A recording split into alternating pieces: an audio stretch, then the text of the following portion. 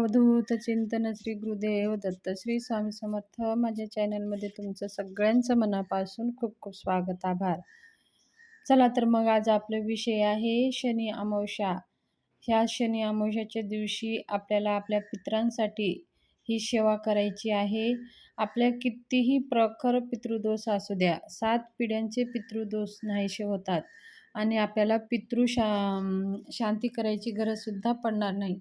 आणि हे उपाय आपल्याला प्रत्येक अमावस्येला करायचंच आहे. पण ही शनिवारी अमावस्या आल्यामुळे खूप अशी विशेष महत्त्व आहे. शनी अमावस्याच्या दिवशी आपल्याला काय करायचं आहे, सकाळी लवकर उठून स्नान करून, जर शक्य असेल तर आपण गंगा स्नान करायचं आहे. गंगेमध्ये स्नान करू शकत नसेल तर घरामध्येच आपल्याला पाण्यामध्ये गंगाचे 2 थेंब गंगाजलाचे 2 थेंब टाकून आपल्याला स्नान करायचं आहे. आणि स्नान करून झाल्यानंतर आपल्याला सूर्याला अर्घ्य द्यायचं आहे. सूर्याला अर्घ्य दिल्यानंतर आपल्याला भगवान शंकराच्या मंदिरात जाऊन भगवान शंकराला जल अर्पण करायचं आहे, काळे तीळ अर्पण करायचं आहे आणि लाल चंदन अर्पण करायचं आहे. लाल चंदनाचे असे 5 टिळा लावायचा आहे. एक महादेवाला, एक पार्वतीला आणि एक गणेश, कार्तिकीय आणि एक अशोक सुंदरी आणि एक टिळा आपल्याला नंदीला लावायचा आहे. अशा प्रकारे आपल्याला चंदनाचे टिळा लावून आपल्या पितरापासून मुक्ती भेटावं म्हणून स्मरण करून महादेवाला विनंती करून यायचं आहे. आणि एक तुपाचा शुद्ध दिवा लावून नमस्कार करून यायचा आहे. असे केल्याने सुद्धा आपले पितरांना सद्गती भेटते आणि आपले पितृ प्रसन्न झाले की मग आपल्याला कोणत्याही कार्यामध्ये अडथळे येणार नाहीत. आपल्याला कार्यामध्ये खूप अडथळे येत असेल किंवा तुमच्या आरोग्याविषयी काही समस्या असेल, अचानक संकटे येत असेल, धनहानी होत असेल, ह्या अनेक अशा समस्या आपल्याला जाणवतात. आपले पितृ असंतुष्ट असले तर आपल्याला आपल्या कार्यामध्ये खूप असे अडथळे येत असतात. म्हणून आपल्याला आपल्या पितृ संतुष्ट करण्यासाठी अमावस्या ही अत्यंत महत्त्वाचा दिवस आहे. आपण काय करतो, पितृ पंधरवाड्यामध्येच पितरांची सेवा करत असतो. मग नंतर वर्षभर आपल्याला त्या पितरांकडे पाहत नाही. पण आपल्या त्या पितराचं असंतुष्ट असल्यामुळे आपल्याला खूप असं घरामध्ये समस्या जाणवतात. आणि हे पितृ प्रत्येक अमावस्याला आपल्या धर्तीवर येत असतात आणि ते आपल्या आपल्या घरात येत असतात. आणि आपण जर त्यांची काही सेवा उपाय केले नाही तर ते पितृ तसेच परत जातात आणि मग ते अतृप्त होत नाही. मग ते खूप दुःखी होतात आणि मग आपल्याला श्राप देतात असतात. म्हणून आपले पितृ संतुष्ट असणं हे खूप गरजेचं आहे. आणि पितृचं असं नातं आहे की ते आपल्याशीच अपेक्षा ठेवत असतात. ते दुसऱ्या कोणाही त्यांच्यासाठी काही करत नाही. जसं आपण देवाची पूजा करतो, प्रत्येक लाखो लोक देवाची पूजा करतात, नैवेद्य दाखवतात. प्रत्येक त्यांच्या तिथीनुसार पूजापाठ, होम, हवन, अभिषेक, आरती, नैवेद्य ह्या सगळ्या गोष्टी होत असतात. पण पितृदेव असं असतं की ते आपणच करावं लागतं. त्यांची संतुष्टी आपल्यालाच करावं लागते.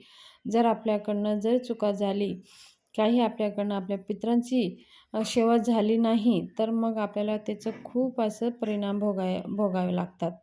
म्हणून आपण आपल्या पितरांसाठी अमावस्येला तर आवर्जून करायचं आहे. जर तुम्हाला खूप काही असं पितृदोष असेल, कोणी जरी कुंडलीमध्ये सांगितलं असेल तर तुम्ही लगातार हे 40 दिवस उपाय करू शकता. जर तुम्हाला फक्त अमावस्येलाच करायचं असेल तर तरीही पण तुम्ही हे उपाय करू शकता. आपल्याला काही जास्त खर्च लागणार नाही. फक्त 1 मूठ आपल्याला तांदूळ घ्यायचा आहे आणि त्याच्यात फक्त पाणी टाकायचं आहे. त्याच्यात मीठ अजिबात टाकायचं नाही आणि मग ते शिजून घ्यायचं आहे. जेवढं भात आपण तांदूळ घेतलेला आहे तेवढं भात पूर्ण शिजून घ्यायचं आहे. एका पत्रवाळीमध्ये ते भात काढून घ्यायचं आहे थंड झाल्यानंतर. मग त्या भातावरती 1 चम्मच दही, थोडेसे काळे तीळ अर्पण करायचं आहे.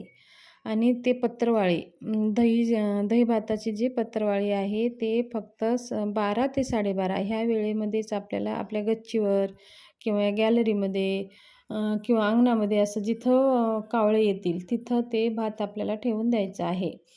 आणि भात ठेवल्यानंतर पाणी घ्यायचं आहे. पाणी उलटं 3 वेळेस फिरवायचं आहे. देवाला आपण नैवेद्य दाखवताना पाणी सरळ फिरवत असतो, म्हणून पितरांना हे उलटं फिरवायचं असतं. म्हणून आपण ते भात नैवेद्य दाखवून आपल्या पितराला स्मरण करून दक्षिणेकडे तोंड करून थोडंसं साईडला पाणी ठेवायचं आहे आणि पत्रावळी भाताची ठेवायची आहे. आणि मग ते आपले कावळे म्हणजे पितृ कावळ्याच्या रूपामध्येच आपले पितृ धर्तीवर येत असतात. भगवंतानी वरदान दिलेलं आहे.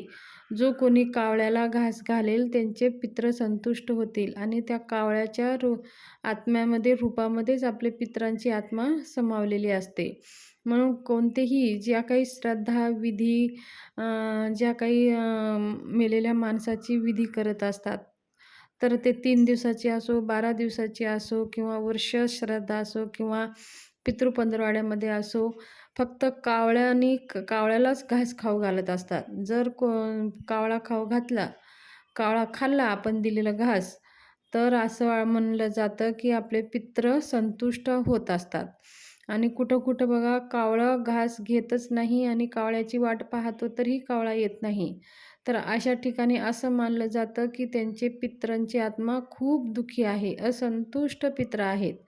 म्हणून ते पटकन कावळे येत नाहीत. तर ह्या सगळ्या गोष्टी घडत असेल तर लक्ष तुम्ही द्या आणि आपल्या पितरांची आवर्जून सेवा करा दर अमावास्येला पितरांसाठी. आणि 12 ते 12:30 ह्या वेळामध्ये मीठ थोडंसं मूठभर तांदूळ शिजवून दही भात तुम्ही दररोज ठेवा. असे दररोज ठेवला तरी काही हरकत नाही. पितृ काही वाईट नाहीत. पितृ हे आपलेच आहेत, आपलेच पूर्वज आहेत. त्यांच्यामुळेच आपलं घर चालतं, त्यांच्यामुळेच हे पुढे सगळं काही चालत असतं. म्हणून आपले जिवंत असताना काही आपल्याला तकलीफ दिली असतील, त्रास दिले असतील, पण ते गेल्यावर ते देव होतात. म्हणून त्यांचं मनातले काही वाईट विचार न करता आपल्या पितरांच्या सद्गतीसाठी आपण दर अमावास्येला आवर्जून दही-भाताचं नैवेद्य आवर्जून आपल्याला द्यायचं आहे 12 ते 12:30 ह्या वेळेमध्ये. आणि खूप काही पितृदोष असेल तर लगातार तुम्ही 40 दिवस देऊ शकता. तर अशा प्रकारे आपल्या पितरांच्या सद्गतीसाठी दही-भात आपल्याला बाहेर ठेवायचा आहे.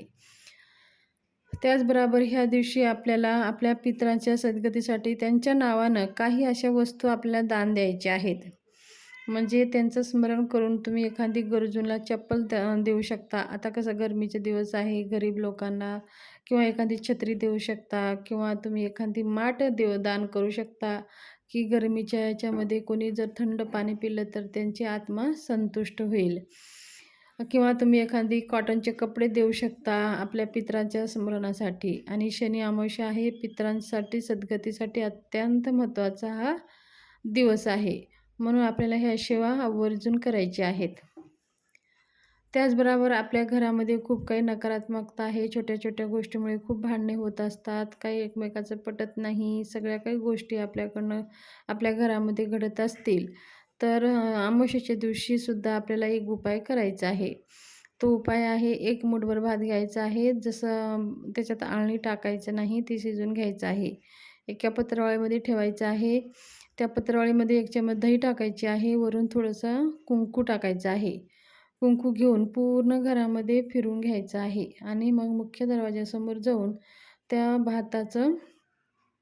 भात हातामध्ये पत्रावळी घेऊन 7 वेळेस फिरवायचं आहे. ओम चैतन्य गोरक्षाय नमः, ओम चैतन्य गोरक्षाय नमः ह्या मंत्राचा जप करून आपल्याला 7 वेळेस घरावरून उतरून घ्यायचं आहे. आणि ते जिथं 3 रस्ते असे एकमेकाला येतात तिथं नेऊन ते भात ठेवून द्यायचं आहे. आणि भात ठेवून झाल्यानंतर आपल्याला परत मागे फिरून बघायचं नाही. आणि घरात येण्याच्या आधी आपल्याला काय करायचं आहे, हात, पाय, तोंड धुवून थोडंसं पाणी आपल्या अंगावर शिंपडूनच मग आपण घरामध्ये यायचं आहे. हे उपाय आपल्याला अमावास्येच्या दिवशी करायचं आहे. हे अत्यंत प्रभावशाली उपाय आहे. आपल्या घरामधली जे काही नकारात्मकता आहे, कटकट आहे, नजरदोष आहे, करणीबाधा आहे, ह्यापासून सगळे काही आपल्याला सुरक्षा प्रदान होते आणि आपल्या मनोकामना पूर्ण होत असतात. म्हणून ही सेवा आपल्याला अमावास्येच्या दिवशी करायची आहे. ही सेवासुद्धा आपल्याला 12 ते 12:30 ह्या वेळेतच करायचं असतं.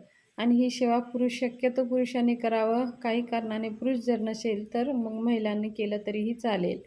आणि ही शनिवारी अमावास्या असल्यामुळे खूप अत्यंत महत्त्वाचा दिवस आहे. त्याचबरोबर आपले मुलं जरी चिडचिड करत असतील तरीही तुम्ही मुलांवरती एखादी नारळ उतरून तुम्ही फेकून देऊ शकता. असे केल्याने सुद्धा मुलांच्या जे नजर लागलेली आहे, जे नकारात्मकता आहे, जे करणी जे काही तुडवा वगैरे झाला असेल, तर त्या सगळ्या गोष्टीपासून सुटका मिळते. छोटे मुलं असतील तर मुलांवर आवर्जून हे नारळ उतरून तुम्ही अमावास्येच्या दिवशी फेकू शकता. तर अमावास्येच्या दिवशी आपल्या पितरांच्या सद्गतीसाठी ही सेवा तुमच्याशी माहिती शेअर करायची होती. माहिती कशी वाटली? जर माहिती आवडली असेल तर चॅनलला शेअर करा, सबस्क्राईब करा आणि लाईक करायला विसरू नका. आणि कमेंट बॉक्समध्ये श्री स्वामी समर्थ लिहायला विसरू नका. हे लिहायला तुम्हाला पैसे काही लागणार नाहीत आणि लाईक करायला सुद्धा काही पैसे लागणार नाहीत. म्हणजे लाईक केल्याने, कमेंट केल्याने, सबस्क्राईब केल्याने असेच नवनवीन माहिती तुमच्यासाठी घेऊन येत असते.